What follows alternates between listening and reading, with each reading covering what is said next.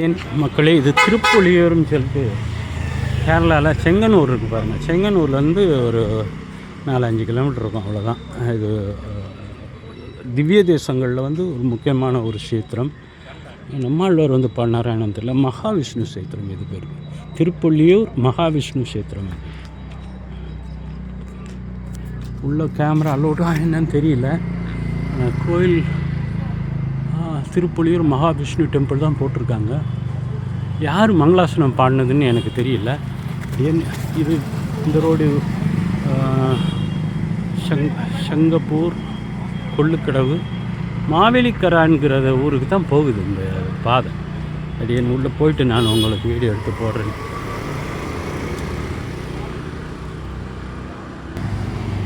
ஒரு 10-15 படி வர மாதிரி தான் இருக்குது.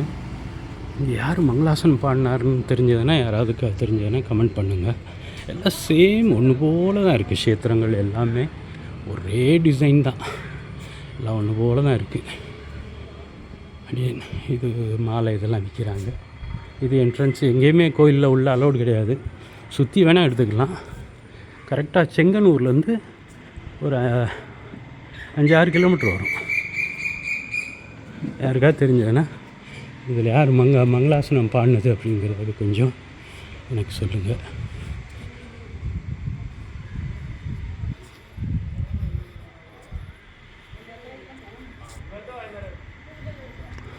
இங்கே அந்த விளக்கு இல்லை.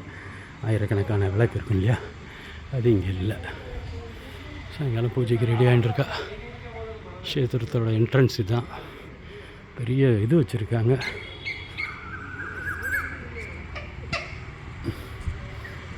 பூஜைக்கு தயாராகிட்டுருக்காங்க. எல்லா கஷேத்திரமும் ஒன்று போல் தான் இருக்குது. மகாவிஷ்ணு கஷேத்திரமாகட்டும், பெருமாள் கஷேத்திரமாகட்டும், ஒரே டைப்பில் தான் கட்டியிருக்காங்க. அந்த காலத்தில் மலை மன்னர்கள் எல்லாம் ஒன்று போல் கட்டியிருக்கிறாங்க. பாருங்கள், சுற்றி வரணும். உள்ளுக்குள்ளே எல்லாத்துக்குமே ஐயப்பனுக்கு தனியாக ஒரு கோயில் கட்டியிருக்கிறாங்க. தாயார் இங்கே இருக்கிறதா போட்டிருக்காங்கன்னு நினைக்கிறேன். ஐயப்பன் கஷேத்திரம். இது கணபதியா? ஆமாம், கணபதிக்கு அவருக்கு தனியாக கஷேத்திரம் ஒன்று வச்சுருக்காங்க. இல்லை, நாகதேவதை அப்படின்னு. இது பின்வாசல் பார்த்துக்கோங்க. நம்ம இப்போ வந்தது முன்வாசல், இது பின்வாசல். எல்லாமே 5 to 7 தாங்க. காலையில் 4 to 11 மணி வரைக்கும் காலையில் தான் பிரகாசமான டைம் இருக்குது உங்களுக்கு. ரொம்ப நல்ல டைம். இது இன்னொரு வாசல் பார்த்துக்கோங்க. மாவேலிக்கரா போகிற பாதை. எல்லா கோயிலுமே ஏக்கர் கணக்கில் தான் கட்டியிருக்கிறாங்க. இது திருவாங்கூர் நினைங்க. இதுதான் நம்ம கவர்மெண்ட் அண்டர்டேக்கன் தான் எல்லா கோயிலுமே மேக்ஸிமம். இங்கே இருக்கக்கூடிய 13 கஷேத்திரமும் கவர்மெண்ட் அண்டர்டேக்கன் தான். கேரளாவில் எத்தனை இருக்குதுன்னு தெரில எனக்கு. கேரளாவில் ஆல்மோஸ்ட் ஒரு 3 மட்டும் பார்டரில் இருக்குது. இது செங்கனூரில் மட்டும் ஒரு 5 இருக்குங்க. புலியூர், இது புலியூரில் மகாவிஷ்ணு கஷேத்திரம். அங்கே திருவிழாவில் 2 மட்டும்தான் இருக்குது. இது இப்போ இதை முடிச்சுட்டு தான் நான் அடுத்து பார்க்கணும். அடுத்து என்னது, செங்கனூரை சுற்றி 2 கிலோமீட்டர் 5 கிலோமீட்டர் அப்படி தான் இருக்குது. காலையில் 4 மணிக்கெலாம் ஆரம்பித்தாச்சுன்னா இந்த கஷேத்திரம் எல்லாத்தையும் முடிச்சிடலாம்.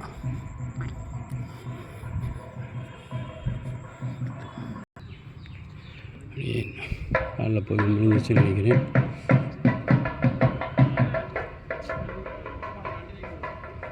இது மகாதேவன், ஸ்ரீ மகாதேவன். இதுதான் கோயில். மக்கள் வந்தீங்கன்னா வந்துடுங்க. மகாவிஷ்ணு கஷேத்திரம் புலியூர். அப்படின்னு இதோடு நிப்பாட்டிக்கிறேன். காலை சாயங்காலம் பூஜை ஆரம்பிக்குது. உள்ள அலோடு கிடையாது. கொடிமரத்தோடு நிப்பாட்டிடுறேன்.